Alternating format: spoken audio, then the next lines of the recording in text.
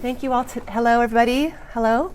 I'm really proud to be standing here in this room. This room is full of environmental stewards and herbalists. That's something I always really like to center in this space, how we are all herbalists who are herbal farmers. We're growing medicine for the people. You know, many of us, maybe not everybody here is a farmer, but I think those of us who love cannabis love it in part because it's such a potent medicine. So as Dominic beautifully described earlier today, the legacy of Humboldt and the North Coast and our cannabis is part of a history of leadership and participation in the restoration sector. Cannabis farmers have led this sector, and this room is full of farmers who have implemented incredible projects on their farms. And one of the things I really want to celebrate in this panel are some of the beautiful successes that each of these organizations and practitioners here have been able to accomplish, because I think there's a lot that we have to celebrate and a lot that we have to build on. We also exist in the context of the rapid revitalization of Indigenous land stewardship here. And it's been such an honor to be in this space, in the Indigenous Forum, in this building. And I know a lot of people in this room are supporting those efforts. And each of us here can also support it. I want to call out that we're next door to the Food Sovereignty Lab, which is currently fundraising to open their workspace that's going to be celebrating studying, researching traditional ecological knowledge led by Indigenous scholars. They're still fundraising, so each of you can fundraise and support that effort if you want. And then I wanted to celebrate each of you here. The representatives we have here are some of the drivers behind this work that we've accomplished here on the North Coast. You're prioritizing projects, you're identifying funding streams, coordinating with funding agencies, lots of meetings, lots of phone calls, lots of permits. And I think you're somewhat of the wind beneath the wings of some of the vision that our farmers are envisioning for their parcels. So I just really appreciate you and would love to, excited to hear about the work that each of you are doing. We're holding true, so much is changing now, but we're holding true to the things that endure. The culture of stewardship, incredible examples of regenerative agriculture, and community investment that each of us here represent. So we're here to celebrate successes and also dig into some problem solving and see what we can do to really scale this work. Because urgency is the word here, right? We're living through a climate crisis, a biodiversity crisis, and frankly, pointing fingers isn't getting anywhere. I don't think that's what's happening today, but I want to celebrate and point out these organizations here at the table that are showing us how to cross the aisle, establish transformative partnerships, identified shared values, and implementing projects that make a difference. So our work now is to increase the Earth's capacity to sustain diverse life, including our own, like we're part of that. And so how do we go about that? So I'd like to bring it to each of you. I would love to hear about the amazing projects that's happening on the ground, the work that you're doing, dynamic partnerships that you're working on, and also trying to figure out how we're going to scale this work, what barriers are in the way, and what your vision is for how to get there. Maybe we can start at the end of the table with Jackee. Would you like to start? Sure. All right. So thank you, everybody. Let's celebrate Jackee here, Jackee Riccio from Cannabis for Conservation.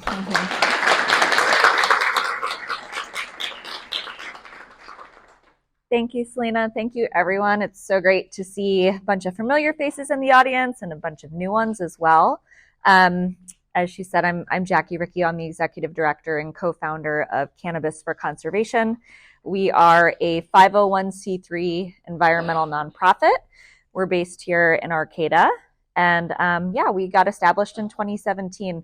Our mission is to conserve persisting natural resources, restore degraded ecosystems, and educate cannabis communities to prevent further unsustainable practices in cultivation. And what we have done has really, we've really kind of filled a niche that wasn't being filled. There's a lot of people clearly working in sustainability and improving cultivation practices and improving regenerative agriculture. But there was kind of this missing piece where there wasn't someone looking at land management in general, someone looking at biodiversity conservation from a biological perspective.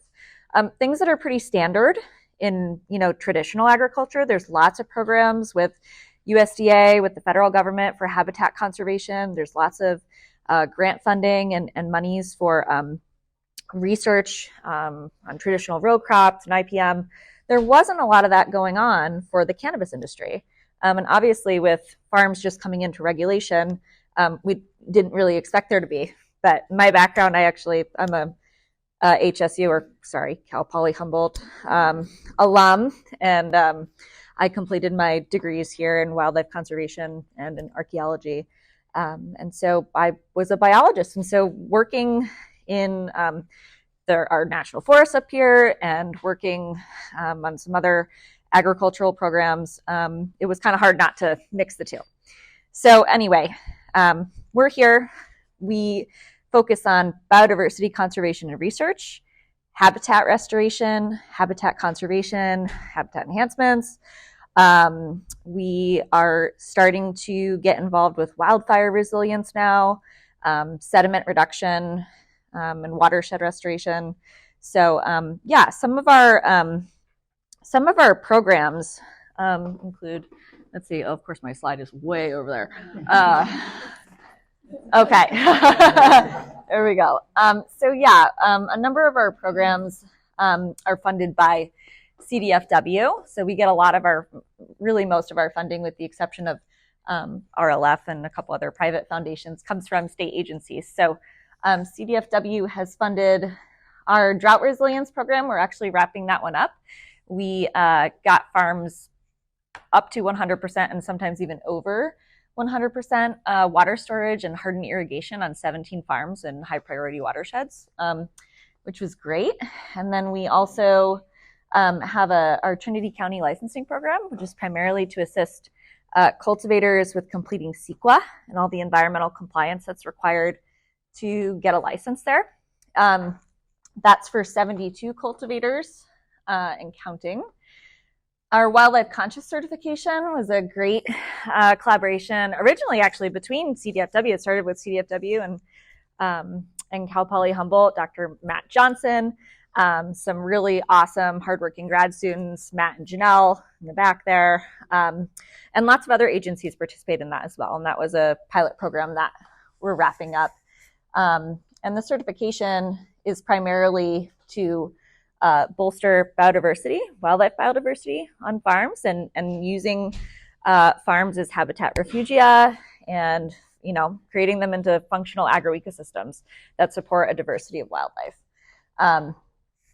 Our wildfire resilience program was one that we just got funded, and it was one of our most demanded, or requested, I guess I should say, requested programs. There currently aren't any really cannabis tailored wildfire resilience programs. So we put together a grant application, and it was funded by CAL FIRE. So we're going to get some funding to create management plans that will ultimately treat up to 1,000 acres of privately owned forest that also happen to have some cannabis occurring on site. And then our final project was our first federal funding. It's actually through the EPA. I feel bad for our State Water Resources Control Board staff that had to work on that application. There was a lot of questions about what kind of an organization we were with cannabis in our name to get that federal funding. But it's administrated by the Water Board. And so we're going to be focusing on the community of Post Mountain in Trinity County. It is a very, very highly impacted watershed. There's very few resources there. It's kind of been largely, honestly, left out and forgotten by the county. They don't have any electricity, and there's very limited support for that community. And it is a cannabis community. So those are our two most recent programs. And I will wrap this up and let other people speak. But I wanted to underline a couple of points. I wanted to echo the narrative of collaboration and how important that is for this industry. I think that we get caught up sometimes in saying this agency or that agency or this organization, and it's all people. all these agencies and departments are people, and having conversations, forming relationships, that is equally as much a part of the science and the administration as anything else. So we need to be really developing these relationships and galvanizing them, whether that's farmers and regulators, environmental interests, and cannabis interests. We all need to be working together, and that's something that CFC prides itself on. We try to be a liaison between regulatory interests and cannabis interests, environmental interests, and come from that in a non-regulatory way. We're able to kind of, bring some of these polarized interests together. And so that's something that we've really tried to emphasize and do in our work. We try to make all of our programs free. We know that that's a big barrier to a lot of the environmental movements. It's very expensive to get water storage. It's very expensive to put in hugelkultur and et cetera, and habitat enhancements and do stream bed restoration. So all of our programs are free to farmers to participate, so long as we can keep acquiring grant funding. Like I said, we work with CDFW, with CAL FIRE, with even the Forest Service. We work with over 300 farmers between Humboldt, Trinity, and Mendocino, and some other random counties throughout the state. We work with for-profit environmental interests like consulting groups and other cannabis consulting groups.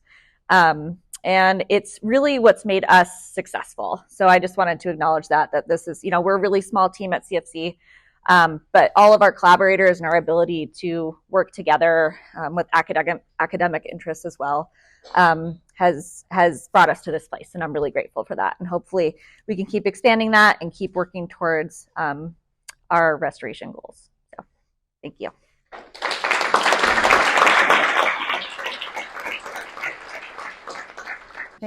Thanks very much. I definitely want to acknowledge, thank you, Cal Poly, for hosting this symposium, first one I've heard of, in Humboldt, and RLF for the funding. They have been instrumental in not only promoting this symposium, but they've actually helped me work with cannabis producers as well, because it's really hard to find funding. As I work for the Humboldt County Resource Conservation District, we are nearly 100% grant funded. We don't have extra money to go for projects unless we feel like that project can be funded. So having some funding from RLF through other diverse partners, it's been really helpful. But I wanted to talk about what we do at the Humboldt County Resource Conservation District. So we work with producers of all sorts. We work with ranchers, dairies, small-scale farmers, and we're starting to sort of open our doors to cannabis producers as well. And it's difficult for us. We are governed by a board of directors, and half of them are very, very conservative, and others are conservative, but they see the writing on the wall, and they know that cannabis is, it's another agricultural production system that we need to start helping with, because we work with ag producers who have natural resource concerns on their property. So I want to talk about the 3 programs that we have at the RCD, or the Resource Conservation District. So we work all in Humboldt County. That's our jurisdiction. We have a really great agricultural program, and we're really focusing right now, all the money is towards soil health and carbon sequestration, which basically it's just promoting all the practices that cannabis producers and other producers are already promoting and implementing on their farms already. But we're just, we're able to grab that money and help those producers implement those practices. Here we go. So right now we're developing conservation plans, basically carbon farm plans on different farms, on different types of, again, dairy, ranches, and small scale farms. And we're promoting a lot of agricultural practices that are conservation related, primarily, putting compost, making your soils a little bit better. Doing hedgerows for pollinator habitat, and doing a lot of rangeland plantings with more sustainable grasses that work for this area. I'm just like seeing all these different things going. And we provide, especially through RLF funding and through CDFA, we are able to provide general technical assistance to agricultural producers.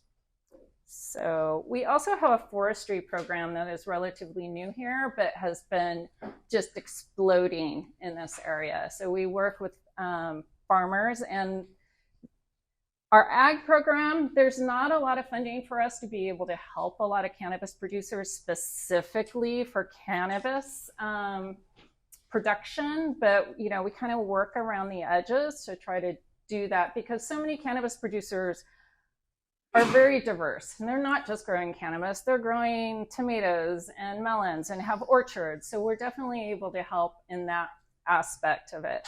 But the forestry program, there's so much funding coming through CAL FIRE, just like Jackee said, and they are cool with doing stuff on parcels that have cannabis, because we need to reduce those wildfire risks. So that's what our forestry program is. We're all about wildfire resiliency.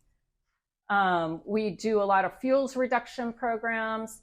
There's a lot of cannabis producers where they need fuel reduction along their roads. They need to make sure they can have egress and ingress during fire seasons, and their wildfire risk is really huge, and trying to help them be sustainable in that way and resilient is one of the main things we're looking for.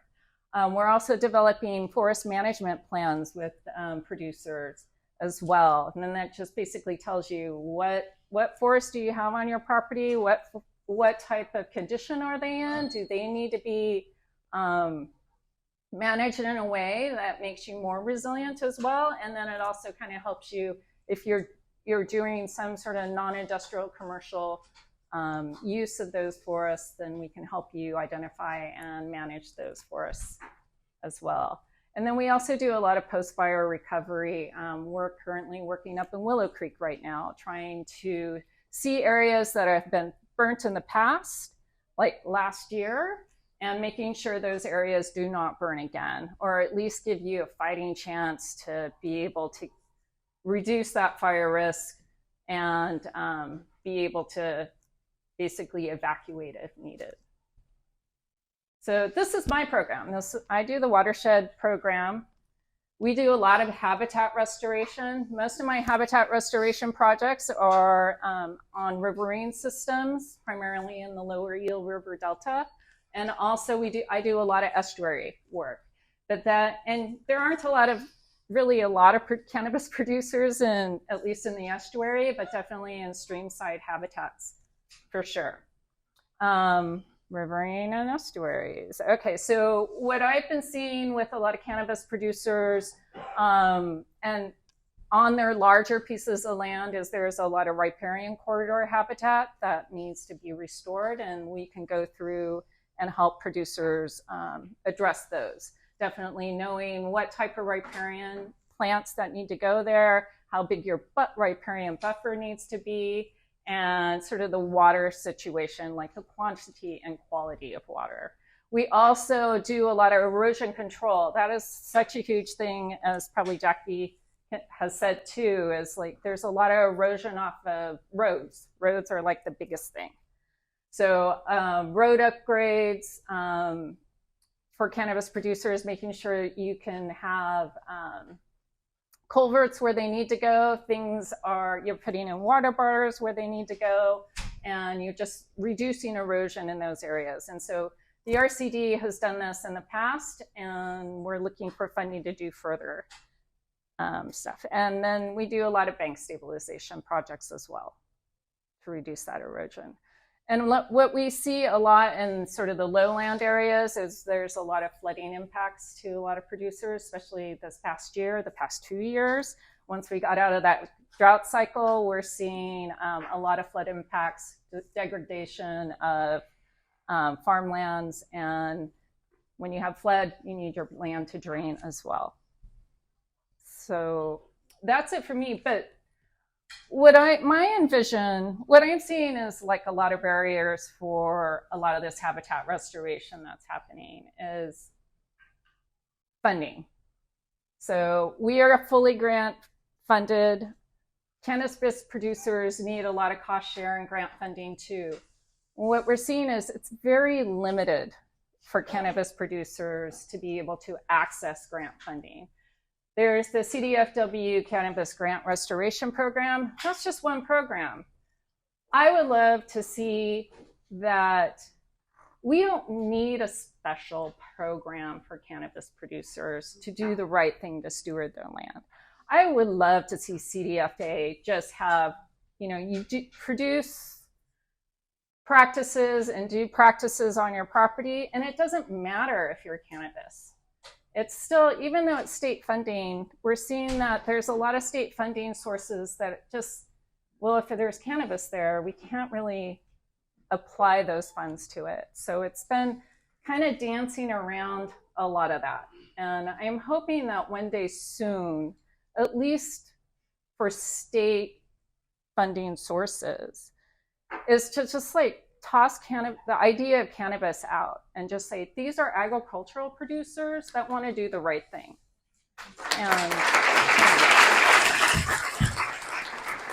because it's been really wonderful talking to cannabis producers and them feeling really passionate about their lands, and they want to do the right thing, and they have a lot of regulations, but so do a lot of like dairies. My God, it was disastrous when early on with dairies putting manure in slough channels, but we got them out of it. We like all these programs got them back in the right situation. Same with ranchers, cows in the rivers.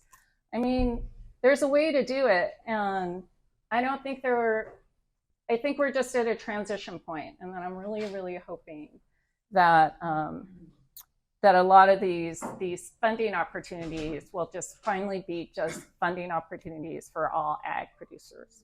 Thanks.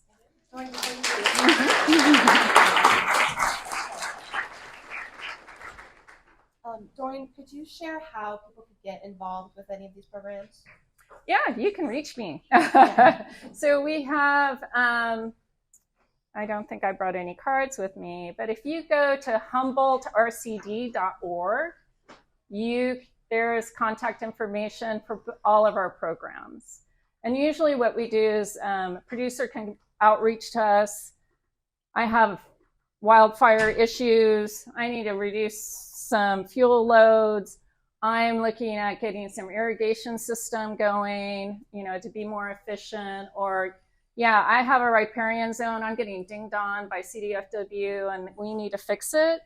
Just come to us, and we'll see what we can do, and we'll see if we can, either we help you or we point you in the direction of other programs. Even though there's some issues with federal funding, there are federal organizations that can help cannabis producers on parcels that are on your farm that don't produce cannabis. So you can still, even though your farm has cannabis, there's ways we can again, dance around it so we can help as much as we can. Okay, thanks.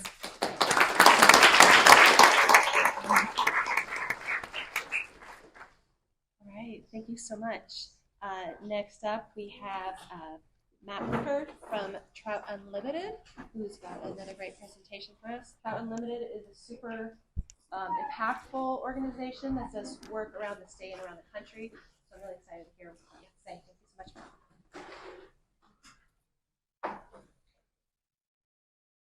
So many screens. You can drive a starship or something. I am Matt Clifford, as of this week, the California Director for Trout Unlimited. Figuring out my new job. Congratulations and condolences. We're still figuring that part out. But anyway, so we're a national organization. What we do, our mission is not terribly complicated. We conserve, protect, and restore native salmon, steelhead populations, salmon and trout populations across the country, with an emphasis on habitat, the habitat that sustains those species. We've got about 25 staff in California, a steadily growing presence. We work statewide, have been involved in some big things like the Klamath Dam removals, the coming dam removals on the eel. And we've got a state and federal policy shop that does a lot of work with Sacramento and with the agencies in DC. a big focus of our work in California has always been the North Coast. And there's a couple of reasons for this. This is a map from one of our close partners, the Nature Conservancy. We have a focused program of the California Salmon and Steelhead Coalition, where we work closely with the Nature Conservancy and Trout on all things affecting restoration for North Coast salmon and steelhead species. And if you look at this map, this is basically just a rough view of the values, like where are the habitat values, where's the best conservation opportunities for salmon in the state of California. And not surprisingly, it's got a major focus on the North Coast. It's where most of our listed federally and state protected species where our runs of salmon and steelhead are. It's where the best habitat is remaining. We've got strongholds up here. We still have decent populations of fish, although they're certainly in peril. And honestly, one of the main reasons I like working here is because, in contrast to some of the other areas of the state where we work, that also have important values, we actually know how to recover species. At least we think we have a pretty good idea of what these species need on the North Coast. We know the steps that have been taken. We've got these federal, there's also state-level recovery plans that have looked in some depth at what's led to the decline of salmon and steelhead. They need a lot of different things. How has that been damaged, and what are the steps that we would have to take to recover them? And so we don't know exactly everywhere what to do, but we have a pretty good idea. And that's not the case everywhere. There's other places we're simply throwing up our hands saying, it's triage, what do we do to save species? On the North Coast, we think we have a pretty good idea. It just takes the political will and the resources to get it done. So it's kind of a rewarding place to work. And so we have folks that spend a lot of time doing that. We've got a whole North Coast coho shop based at Fort Bragg. They've been for about the past 20 years or so, steadily implementing these federal recovery plans with state and public grant dollars. And so it's putting a lot of large wooden streams. It's removing habitat or passage barriers. It's upgrading culverts. It's controlling sediment inputs and fixing road crossings, all that kind of hard work. Anna Halligan leads that project. Some of you may know her in Fort Bragg. She's just been doing it for a long time. So this is kind of our geography up here in the North Coast, has been for a long time. So when Prop 64 came along back in 2016, TU was at the table, along with RLF and other close partners. And we were there because, it's not a secret, that map I showed you, that salmon stronghold landscape is also almost exactly the same footprint as the legacy cannabis impacts, right? We knew there was a lot of damage from those old grow, the traditional grows on those same lands, and it had been done. And we wanted to, we were strong proponents of the idea, for example, that the revenue stream from legalization should help us heal some of the damage to those watersheds. But we were also really aware of what we've seen here today, and just by the fact of this conference, there's a really strong ethic among growers, a lot of growers up here, that want to do the right thing and care a lot about the land. They care a lot about the watershed. They don't want to be doing damage. They want to do the right thing and are taking a lot of steps. Some of them are ahead of the curve, ahead of us, in steps to fix that landscape. And we were aware of that. And so we made a decision early on that we thought that a healthy, functioning market that had a lot of these growers stepping into the light and being part of this, the system that was legal, would be a good thing in the long run for the environment. We felt strongly about that. Kind of freaked some of our upper management out. We're a big DC-based organization, and we're out here saying, things like I just said and that. And again, but you can't say you support cannabis legalization, okay? So, okay, we won't say it. But if there is a legal industry, we want to work with it. We were real clear about that. And so we were there helping, kind of like having input in the drafting of Prop 64. Now, I'm a lawyer, and so a lot of people will put a lot of pretty pictures up on a screen in a PowerPoint presentation. With me, you kind of get a lot of words. Okay? But I wanted to put this up on the screen because this is actually the quote from Prop 64, the revenue section, that talks about what funds watershed cleanup. And so if you look at this, what it says, obviously, is that these funds are available for the cleanup, remediation, and restoration of environmental damage in watersheds affected by cannabis cultivation. Okay?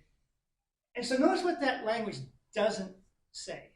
And I think a lot of people gloss over this a little bit. It doesn't say that the funds are only available for the cleanup of damage done by cannabis. There's certainly a lot of that in the landscape. But this says this is to clean up environmental damage in the same watersheds where cannabis is, and watersheds affected by cannabis cultivation. This is deliberately broad language. Okay, it's there. Because we obviously can, should, and are spending a lot of money working with growers, working to fix legacy impacts. We've got trespass grows in some parts of the state, right, that need remediation. We've got old sites, in steep watersheds that need to be cleaned up. We've got a lot of growers trying to, get to permanent licensing that have impacts on their land they need help with They need help with funding water storage. They need help with fixing old road crossings and things like that. All this is stuff that we need to spend money on like this. But as I think we heard echoes of in the keynote and some of our other presentations here, we know that we can't stop. We can't focus myopically if we're going to recover a whole watershed. We got to look at the watershed scale and not just focus on individual things. And we don't have the luxury when we're trying to recover species that are in peril and don't have a lot of time. We don't have the luxury of casting that too narrowly. We need to be able to go beyond in the watershed and fix damage wherever it may be. As it turns out, I'll skip over a couple of things. There's a lot of thought that's gone into on the North Coast what needs to be done to fix watersheds. So you can look in this, you can go, there's these sharp plans at the range right now that the federal and state folks are doing. They're looking at these watersheds in more depth in the recovery plans I talked about. You can make a list of here's what's wrong in the watershed. Here are the limiting factors in salmon production. And here's the kind of projects. Here's the where and when and how you need if you want to move the needle and recover fish in these watersheds. So we know that. And you end up with a map like this, right? So here's the priority watersheds, for example, in the South Fork Eel. Here's Redwood Creek, which a lot of you are familiar with by Garberville. Here's the kind of projects and where you want to do to move the needle on recovery. We feel strongly that ultimately, well, I'll say a couple things. First of all, there's been clearly a short-term decision, as we heard kind of this morning, to focus right now on a lot of these cannabis-related impacts. We've got to work with growers who are trying to get legal. We've got to fix up damage to the landscape. We are hoping that over the longer term, we can take a broader view. The department can take a broader view of the cannabis revenue money and start looking beyond the four corners of a cannabis parcel to other parts of the watershed. Help us go in the same watershed and fix the things that need to be fixed, because ultimately, this is a long-term source of revenue that can be used to really implement the plans we have in these watersheds. So I'm going to stop there and let other folks talk. But I think, the takeaway is short-term, sure, let's focus on cannabis. Long-term, let's cast the net wider. And let's kind of keep that money. Every now and then we get a chance to do something really big on the watershed. One example here, one of the very first cannabis grants that was given out was that our partner Trout and us, we got $1 million to help with the removal of Scott Dam, studies of the removal of Scott Dam on the Upper Eel, which is the one single big thing that's going to open up over 200 miles of the best habitat in the watershed. More opportunities are going to come along like that in the future, and we're hoping these funds can be available under that broad mandate to take advantage of those things when they come along. So I'll stop there, but with some thoughts, but looking forward to questions. Thank you.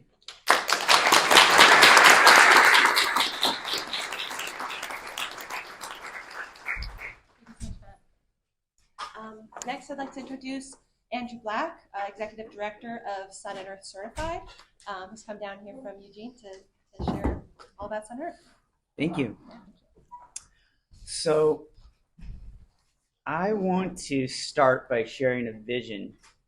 So for Sun and Earth, we envision a world where cannabis is grown under the sun and in the soil, without toxic chemicals, by fairly paid farmers who are uplifting their communities. So this is a big vision, but something that you got to know about these Sun and Earth certified farms, and Dan talked about this concept of islands of refugia, that we need to build islands of refugia. These Sun and Earth certified farms are islands of refugia in the landscape. And what a lot of people don't know is how food is grown, how cannabis is grown, right? So the best way for anyone to understand the significance of these homestead farms throughout Northern California would be visiting them. But not everybody can go out and meet these growers and talk to them and see what they're doing. Every day, Sun and Earth farmers are doing restoration on their farms. They live and breathe it. And it's not just Sun and Earth certified farms doing that. There's a lot of excellent farms doing these things. And so in a lot of ways, Sun and Earth was created to celebrate and honor these people who are already doing these things. The standard was created in 2018. We incorporated as a nonprofit, a 501c3 in 2019. We've been at this for 5 years now. We currently certify 66 farms which about 52 of them are in California, mostly in Humboldt County, Mendocino County, and Nevada County. We also certify 7 farms in Oregon, 1 in Washington. There is an urban permaculture farm in Detroit, Michigan that we certify, and we also certify a farm in Vermont. So the program is open to anyone that's eligible, anyone that's following our standards. The standards are based on USDA organic standards, but we've expanded them to include standards that deal with workers' rights, and we encourage community engagement. And so with those, those two things are outside the scope of most organic certifications.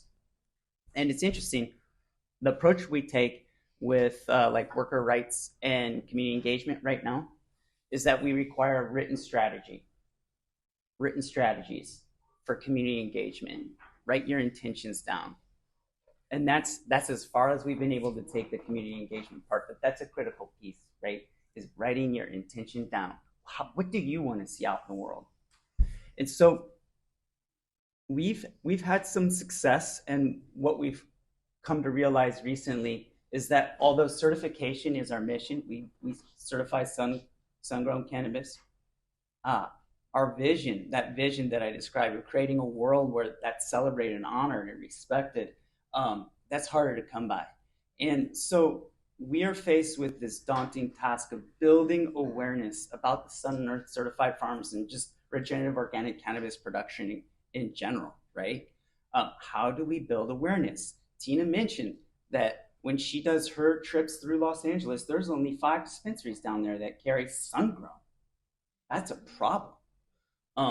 And so we recognize now in this phase of Sun and Earth that probably our primary task now is to build awareness. We have a stable certification base of amazing farmers doing amazing things, and we can create opportunities for knowledge sharing within our network. We'd like to do that.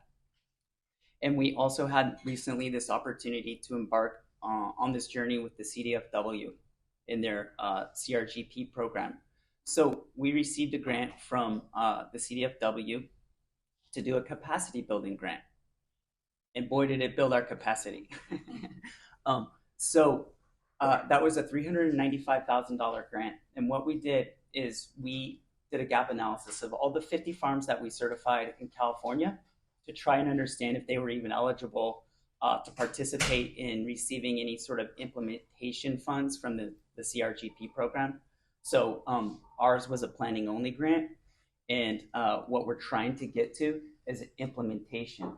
So we're trying to access those funds on behalf of our grower network so that they can start getting paid to do, maybe not them personally, but those projects that they want to do, these bigger restoration projects that aren't the daily, sustainable farm practices, these bigger projects that they can get funding for. And so when we did this gap analysis, we discovered that only 25 of our 50 farms met the CDFW requirements for qualified cultivator, and also our internal requirements. At this stage in our development, we were focusing on farms that were in cannabis priority watersheds. So we ended up working with 25 farms in our network, and we sent out permaculture experts. We sent out Chris Moore, who's over there, and Dan Marr, and they were our go-to to evaluate the farms from a permaculturist's point of view. And this was really important for us because permaculture is like deep agroecology, deep in design, and we wanted to draw out, figure out what restoration elements that we could pull from their observations and then present to the CDFW as restoration projects. So that was the purpose of our grant, and we're just in the process of finalizing it. And right now we are really excited about the possibility of getting implementation dollars for an agroecology project that will support these 25 farms. We're even we're even considering at this point of trying to figure out if we can expand it to more than the 25 and beyond to the whole 50. But some of the design elements that Dan and Chris identified were things like improved composting systems, oak woodland restoration, wildlife habitat through hedgerows, really long hedgerows with native plants and beneficial insect plants. So there were other elements that I'm totally forgetting right now, but I just wanted to make sure that I touched on that since this is a restoration symposium. The certification, I think you guys can go check it out on the website if you're interested. I have brochures up here if you'd like to learn more about the certification program. And I also want to thank Dr. Bronner's Magic Soap, who is our angel sponsor and has been since the inception. CDFW, CRGP, and Resources Legacy Fund are all really important organizations to us. Thank you.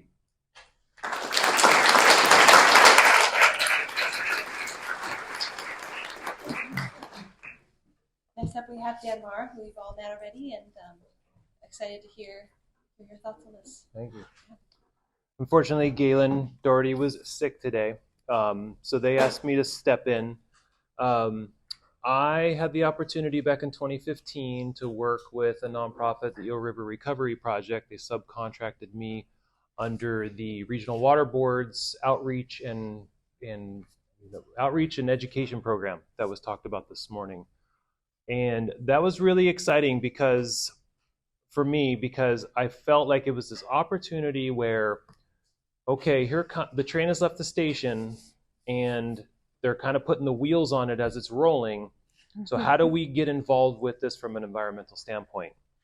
And it was really great because it offered me the opportunity to go out to lots of farms who were entering into the Regional Water Board's order, but also navigating those waters as well. And what I got to bring back to the table through the funding of that grant at no cost to the farmers was I got to bring back the information from the farms. Because if you remember in 2015, it was like, oh my gosh, we're putting our name on this document that says we're cultivating cannabis, and it wasn't 2016 yet.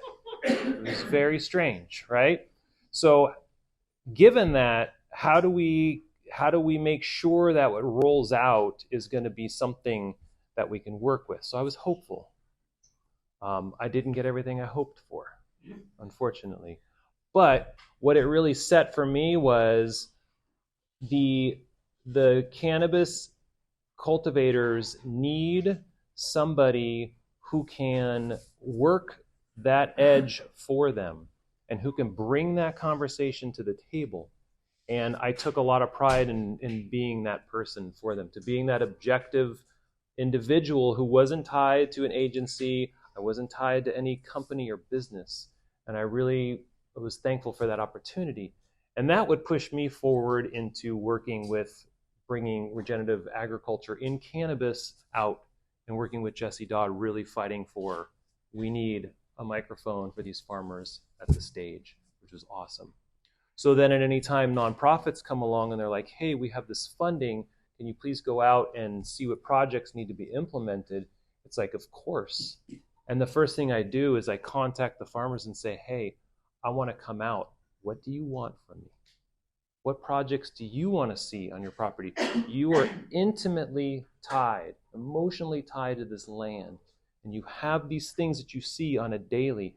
How can I put those into the language to then re-deliver that hopefully that message gets back to the agencies, not just for the funding, but also that the agencies have a more clear understanding of what's going on. And so I scope out what I do with the farms in those terms. It's not so much going out and this is what you need to do, because they get that from their compliance agreements. They don't need that from me. I want to know what they want to do, and then how can we make that possible? So that's been really exciting. If this comes to implementation, I hope so. I wrote a lot of reports, and each report had 5 to 7 to 8 projects in them. So hundreds of potential projects that farmers want on their land that are focused beyond the cultivation site. They're focused on the value of the habitat and what that habitat they know can do for their business, for their lives, and for their product. And so I'm really thankful for having that opportunity to work in that kind of objective liaison space. So that's why I'm here, to be a part of this board. Thank you.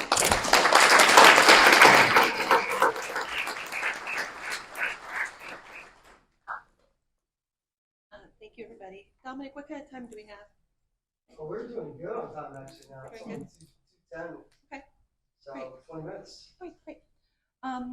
So I think each of you have touched in on this and what you're talking about, but if there's anything additional that you might suggest on how we might scale up our impact, the speed and of the impact and the rate of implementation, I'd love to hear it, because we're in this solutions-based space. How do we make things better and keep building on our successes?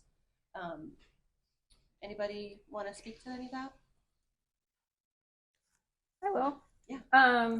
And taking a page out of Matt's discussion about, you want to recover a species, you want to restore a watershed, and sometimes you don't have this ecosystem-wide restoration project in your mind, especially when you're working with a lot of individual producers, individual landowners, individual land managers.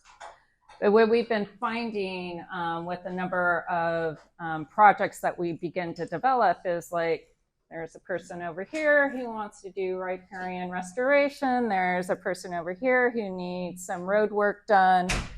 And you can bring all those individual small projects together to make a big difference.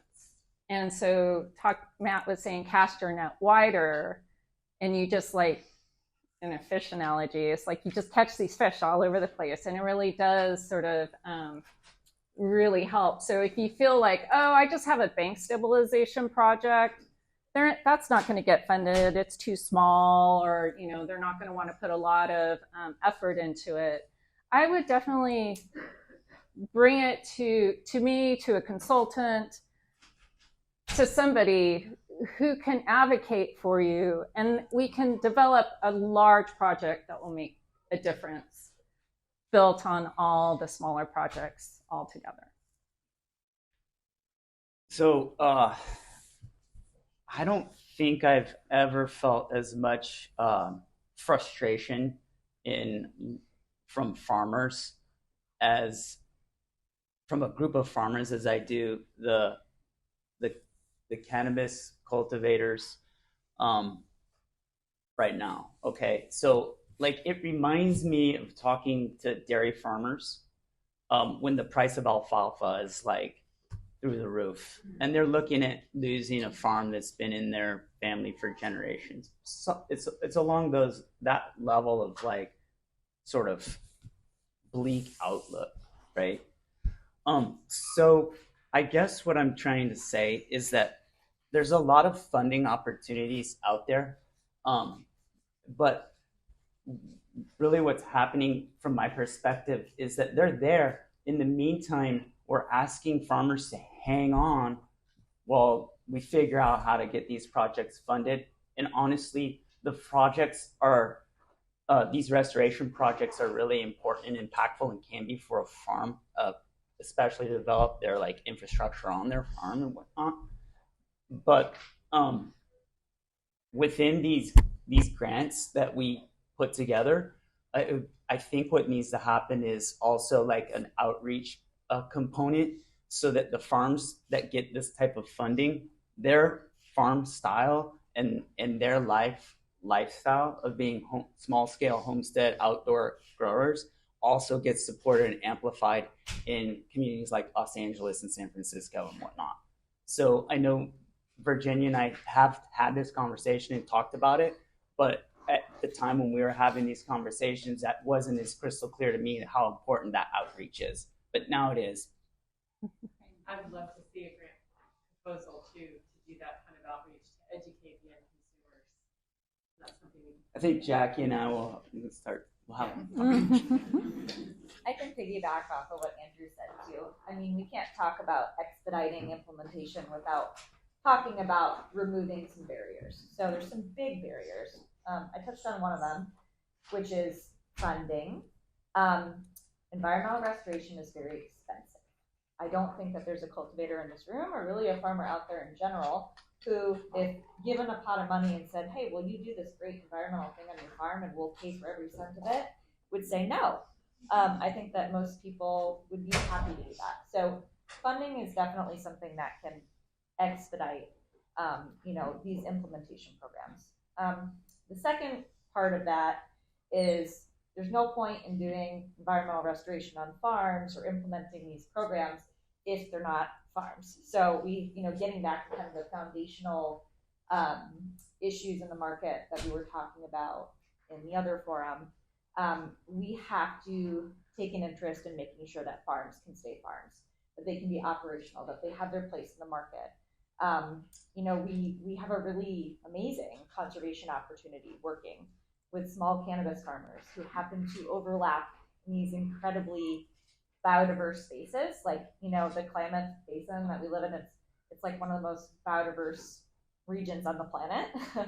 And it has a plethora of special status and endangered species. And so it's going to be a really lost opportunity if we don't find a way to save our farmers who naturally have this culture of stewardship and wanting to take care of their land. I'm part of other agricultural sectors. I can tell you there's a lot of other farmers that don't really want to work with state agencies or do environmental programs because, first of all, they're not required to, and second of all, they don't have that same culture. So I think that the cannabis community is really special, especially, our Humboldt and Trinity and Mendocino cannabis communities, and that we do hold that culture of stewardship and preserving the small farmers and the farms where we have these opportunities to do those things is definitely important. So helping to address market issues, even if you're in the environmental sector, will help to expedite the implementation of restoration. Hear, hear.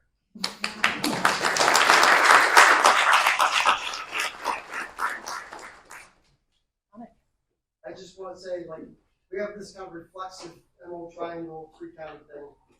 But let me say, at the very least, from who's in the room, actually, including regulators from Nevada County. Oh, sorry, Let's Nevada recognize County. Nevada County also.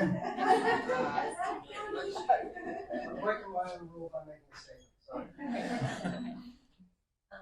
Great. Well, I think now would be a great time to open up for question and answer from the audience. If anybody wants to ask a question. Yes. One trick pony, I'm so sorry. I have a question for someone. You said of the 50 cannabis farms that you have, only half of them qualify of being compliant enough to move forward. What was the reason the other 50% or 50%, the other 25, how come they didn't qualify? Size. So it was probably they were two-tier outdoor. Does that make sense? Absolutely. They were too big. They were too big. They were too big, but I mean, there was exceptions. I guess there are some exceptions within the qualified cultivator funding opportunity. But for us, we really wanted to just filter because we had such a big group and we knew we couldn't work with all 50. We had to filter it down, and so we mostly were working with gardens, 10,000 square foot or less. And the other thing was that we were prioritizing folks that were already located. They were located in what they call cannabis priority watersheds. Yeah, so I'll add, you don't have to be in a priority watershed to participate, but that was just the part of the filtering process for this particular grant. Just a clarifying question, is that defined by the water board? Either the state water action plan priority watershed or the water boards. There's two. Water board. Yeah, the water Yeah, board. okay. Yeah. Thanks for pinning us. Loosely refers to it, but yeah, water board. Because they have the website with the map of, okay. I just want to share that was the same one. I had a question for Matt. I'm wondering if you know if the Potter Valley Dam is going to be shut down within the 5-year period that they were given? And what impact of flow through the Eel River, how will it impact our flow? I'm a farmer in southern Humboldt, and I think a lot of us, our community is crumbling, and I'm not going to cry. But I think that the tourist industry and maybe allowing us farmers to shelter out, to have a kind of a bud and breakfast, like tourist destination is going to save Southern Humboldt. So that flow of the eel and having that healthy river would really help with tourism. So I guess that's my question. Where on the eel are you located? How far down? I'm in Salmon Creek. Okay. So I'm about 25 minutes south of the convergence at the Riccio exit. Okay. The main and then the south fork. Okay, so but you're on the main below the confluence. Okay. Okay, great. Well, I mean, the good news, at least for the watershed, for the fish and in the eel, is that those dams are coming out. There's no question about that. I couldn't save Scott Dam if I wanted to. It's sitting on top of an active fault. It's much more dangerous to the company than PG&E realized. And a few years ago, they suddenly got super serious about taking it out, and I think they mean it. And there's negotiations going on. It's a big part of what I'm doing right now is trying to negotiate kind of a compromise between the eel and the Russian, where maybe we still send a little water over to the Russian. But the dams are going, so I won't dwell on that. I'd love to talk about it for an hour, but I won't do that. So I don't think, particularly where you are, I think the bottom line is it's not going to affect flow a great deal. There will be less flow in the summer, less consistent flow once the dams are gone, because you won't have these releases coming from Scott Dam like you have right now. I think by the time you get down as far downstream as you are, frankly, where most people are, it's not going to be a big difference. I have science staff I could ask this of, and I don't know the exact, I can't give you numbers off the top of my head, but I don't think it's going to be a very big effect in the summer. For the fish, it's not going to matter so much because they're not going to be stuck below that dam anymore. They're going to be way up in the headwaters where it's always flowing and always cold, and it's just going to be a much better thing in general. I don't expect a lot of impact this summer flow. Any other questions?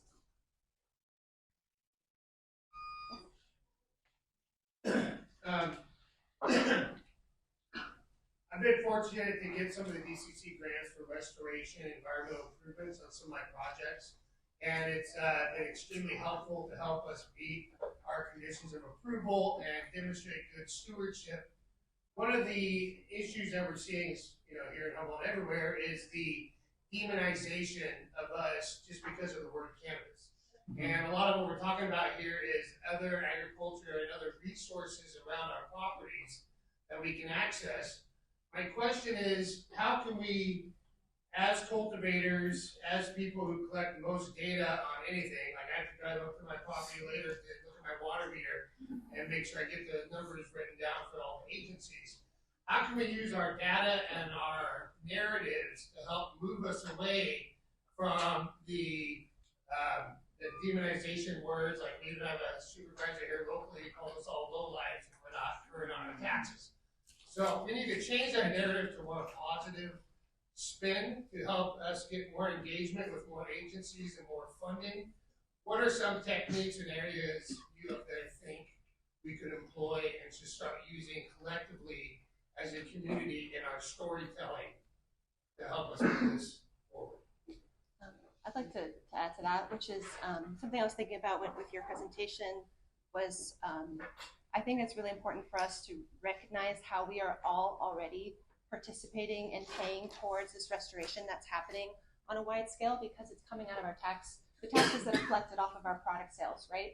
Like that is something that each one of us should feel some pride about, that you are already contributing towards all of this work.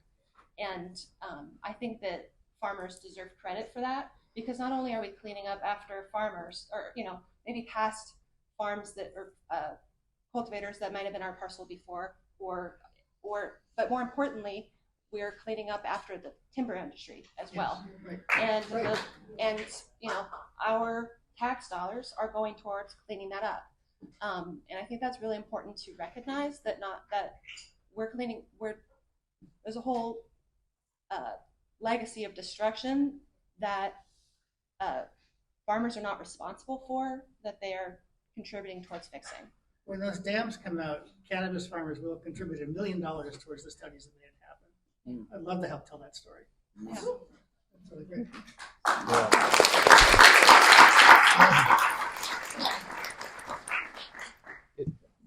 Go ahead, Jackee. Okay. Yeah. Yeah, I was just going to say, I would love to kind of flip your question around. And I think that cultivators are doing pretty much everything that you can to show that, you know, you're not the big bad cultivator. And, you know, I think that really it has to come from a lot of our environmental interests. So we're in touch with the agencies, we're in touch with the public. Part of what we do is education and outreach, and we need to be really conscious of making that part of our responsibility to tell this story, to tell this narrative. I try to do that in the work that we do constantly, trying to educate people, whether it's my family, my friends, new collaborators, whoever it might be, that you know, cultivators do hold this culture of stewardship. That is traditional cannabis. That is legacy cannabis. And that is what we're trying to push. And so, yeah, I mean, cultivators, yes, you can keep saying it and keep, you know, repeating all of the values and the shared common values of conservation that you have with different agencies, but a lot of it also has to come from environmental interests that work in the industry as well.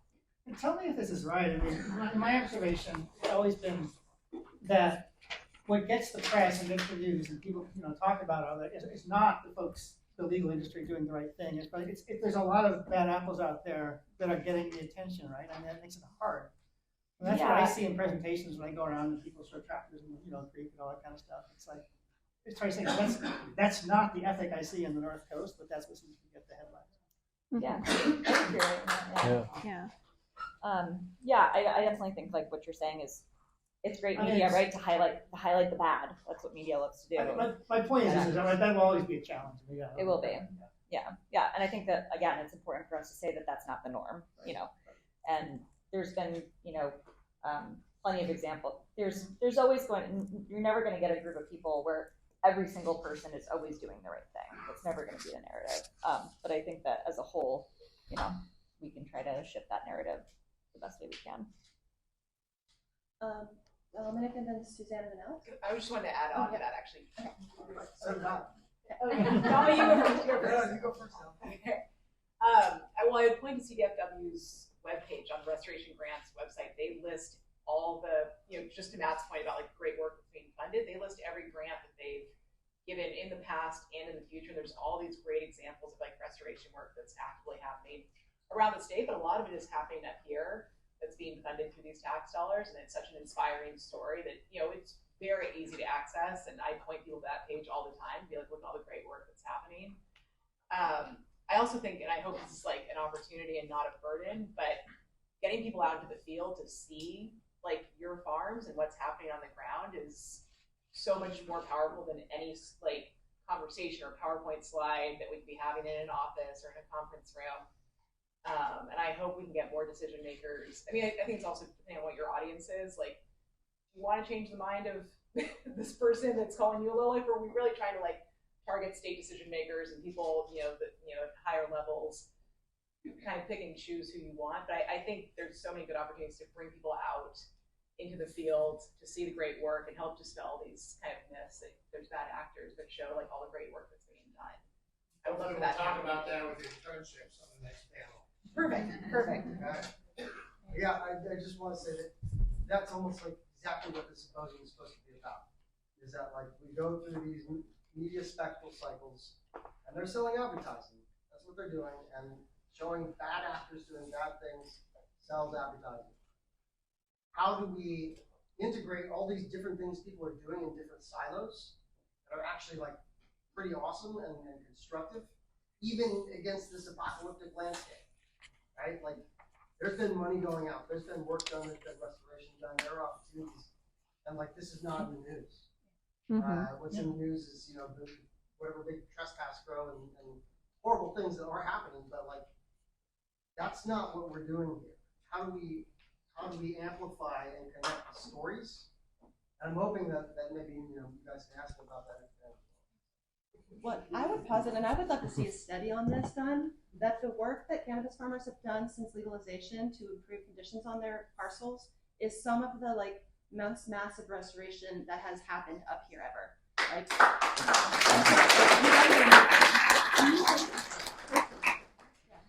identified Yeah, that was, Yeah. And I bet if we looked at the timeline of the term regenerative agriculture, it was spawn from cannabis, number one. And number two, I think it is the most massive oversight that there is not 14 members on that board, one of them being a cannabis farmer representative, who is now formalizing the term regenerative agriculture. Yeah. Like, that's a travesty. We had Suzanne and then someone over here and then you and then Tina. Just, you guys got to, before I could speak, but it was exactly what I wanted to check in with. Who is measuring positive cumulative benefits since the beginning? Yeah. We did a survey. Kelly and I had prepared it, and we filtered it through HCGA.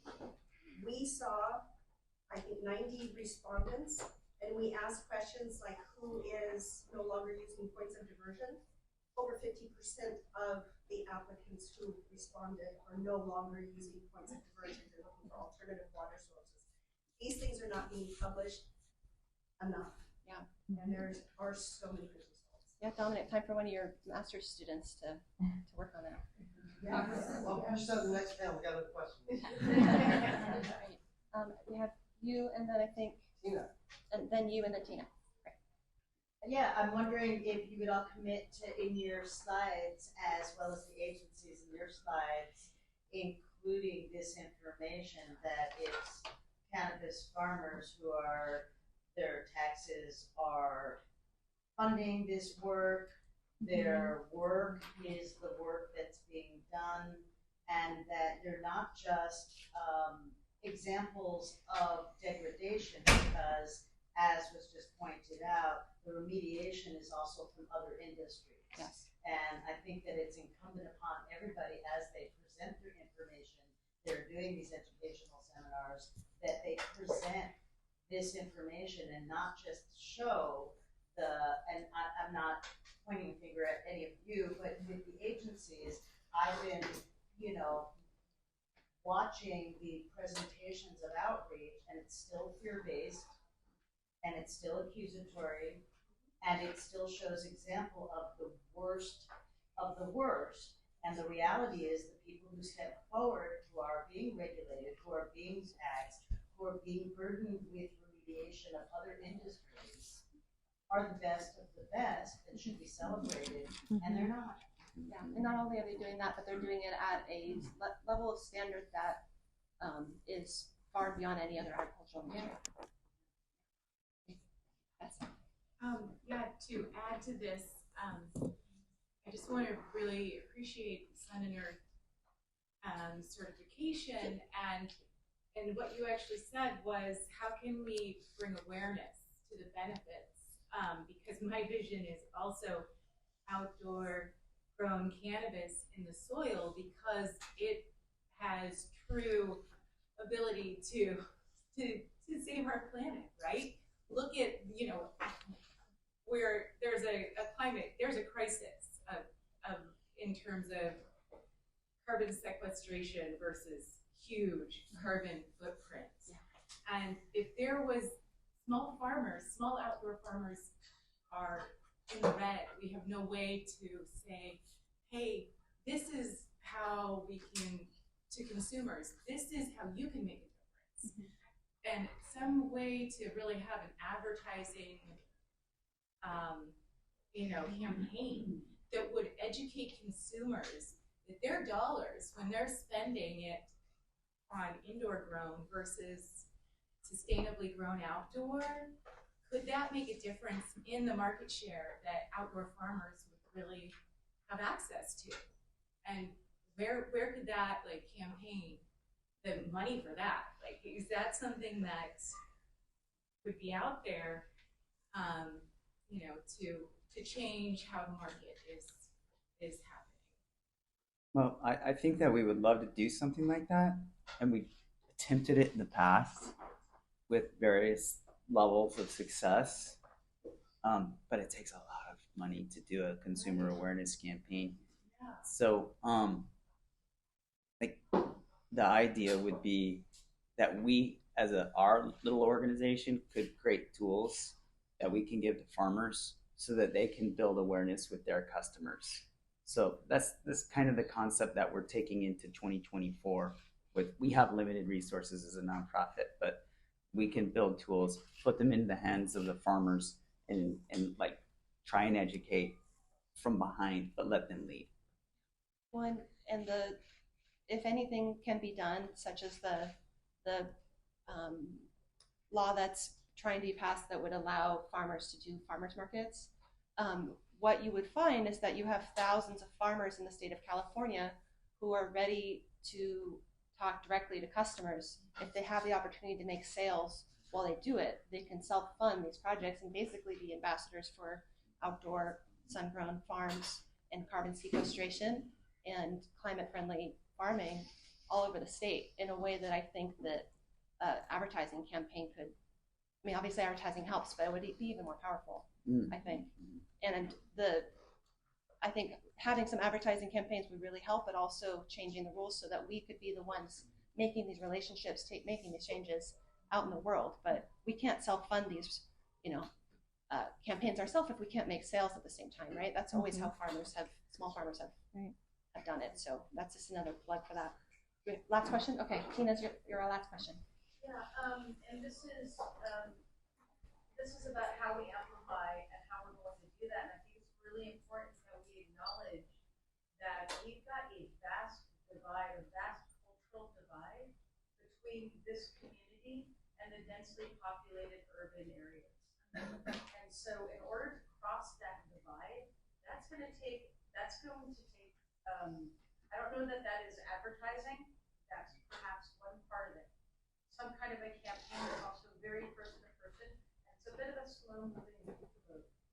And so it means the farmers markets, absolutely, and going person to person. It also means having ambassadors of some kind. Because this is not a culture, and it's not a pitch that is easily accepted or welcome.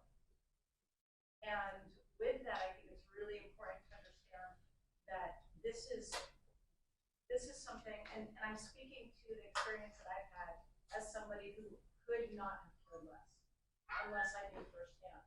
And so farm tours, wonderful. Like that is a great way to do it, but we've got to go out and we've got to reach the public.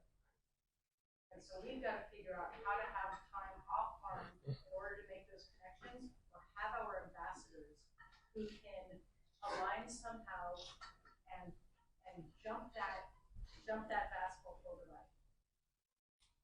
Thank you so much. Well, thank you everybody for your participation. Thank you to the amazing panel.